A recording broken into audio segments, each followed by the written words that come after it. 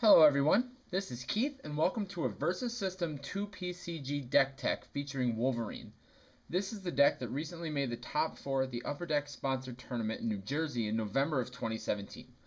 The latest expansion at that time was the Predator expansion, so this build doesn't have any Shield vs. Hydra cards, though we will come back to that towards the end of this video. Find the full deck list in the description of this video so you can follow along as I break down each card in the deck. Let's jump right in with the main character himself, Wolverine. Wolverine is one of the most, if not the most, aggressive main characters in the whole entire game. His level 1 is a 3/4 with the ability to pump up his own attack at the cost of a red location, meaning that Wolverine can naturally stun just about any level 1 main character he's going to come up against, sometimes with the help of a location of course. His level up condition plays off of the character's aggressive nature, and is actually the foundation for a lot of the card choices in this particular deck. Wolverine needs to make 3 solo attacks that stun the enemy character in order to level himself up, which means that he wants to be doing a lot of the attacking himself, and herein lies our game plan. Attack early, attack often, and keep the tempo on your side from the very first turn. Wolverine was one of the few main characters to get a level 3 version in the Marvel Legacy expansion, which means that he has 2 different level 2 options when you do make those 3 solo attacks. The original level 2 gives us an 8/4 body along with the ability to heal wounds off of himself with green locations, while the updated level 2 gives us a 6/8 body while requiring that we make 2 additional solo attacks to reach his ultimate form. It is a common misconception that Wolverine always wants to be on the road to level 3, and the choice of which level 2 you use is going to be an important choice when you play this deck. In close games where Wolverine is stunning characters, but also getting stunned himself, it can sometimes be correct to choose his original level 2 to heal wounds and keep the fight going.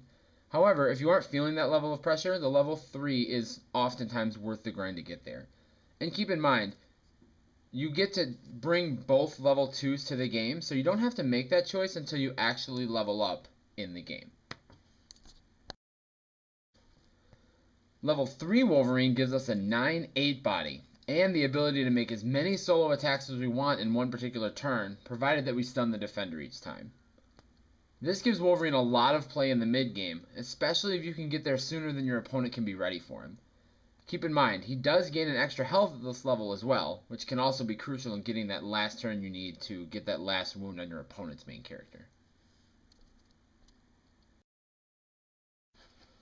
Let's move on to the supporting characters, starting with the 1-drops. Iceman is our 1-drop of choice, and is one of the cards that is as good against Wolverine as he is for Wolverine. Iceman makes sure that Wolverine is the one doing the attacking, as a common strategy against Wolverine can be to attack a smaller main character into Wolverine, and take the wound that you were going to take anyway when Wolverine attacked, and this way Wolverine can't make the attack himself and gain his experience. Iceman takes care of that nicely with his freeze ability. He also works well against Thor or other aggressive main characters that want to be attacking themselves. We also run 2 Shadowcats in one of the few flex slots that this deck has. Shadowcat gives us an out to the Mystique Deadpool combo that did quite well at Gen Con this past year, and can also be helpful if things didn't go as planned and Wolverine finds himself staring down a Fin Fang Foom or another late game haymaker.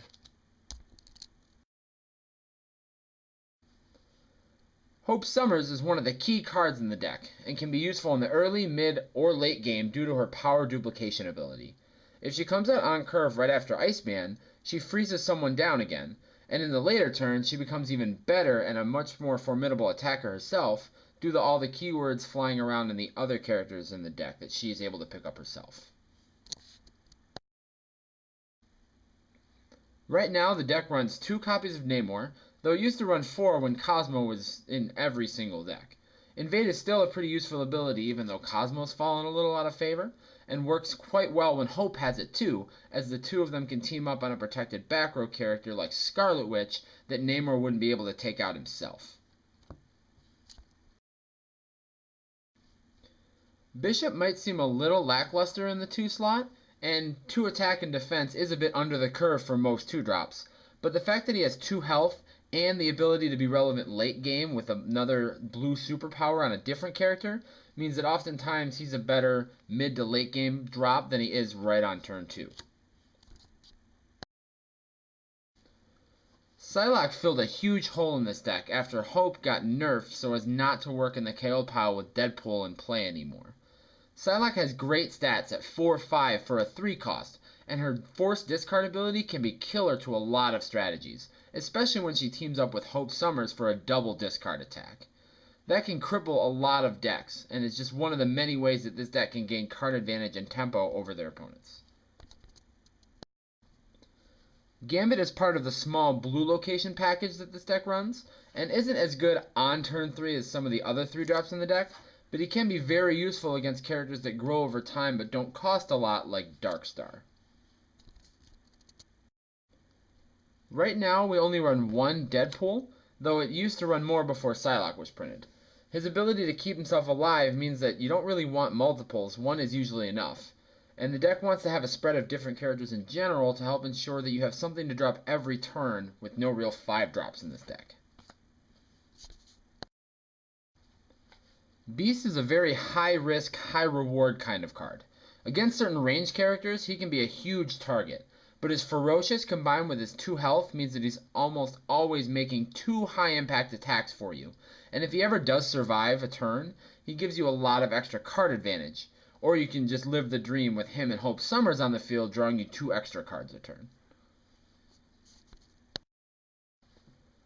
Storm is not only helpful against swarm strategies that like to flood the board with a lot of characters, but also acts as another extra couple copies of Loyal Soldiers by shrinking every one of your opponent's characters with a blue location. Topping out our curve, we have the other half of the Fastball Special, which is flavorfully represented by his Toss ability.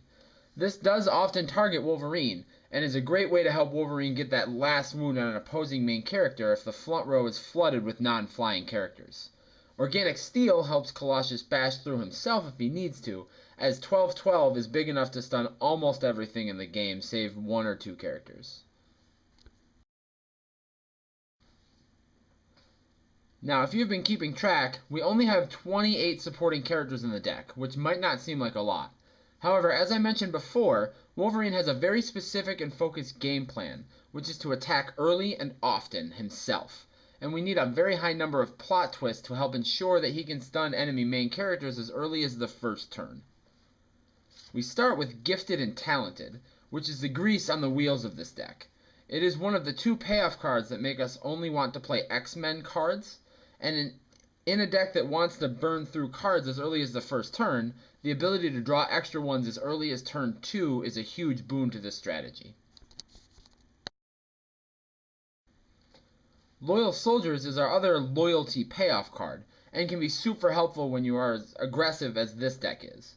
This card's worst case scenario is being a power up for Wolverine on turn 1, which, while it feels pretty bad, sometimes is what you need to get the ball rolling on a below average draw.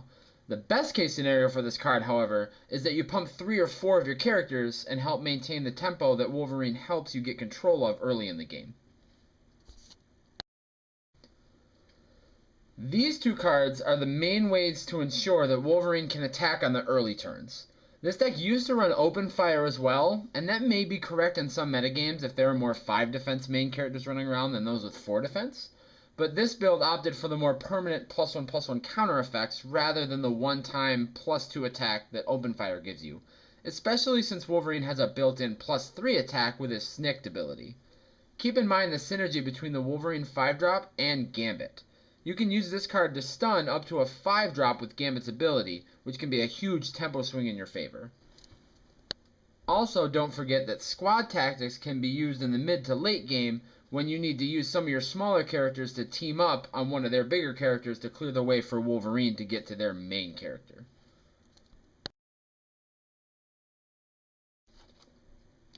X Factor is the card that leads to the most explosive starts for this deck. If your opponent runs 1 and 2 drops, an X Factor can allow Wolverine to level up as early as turn 2. If your opponent isn't expecting it in the mid to late game, they also might set up a turn where they can handle 1 Wolverine attack, but 2 would really hurt them quite a bit, which gives X Factor a lot of play no matter if it's turn 1 or turn 5 or 6.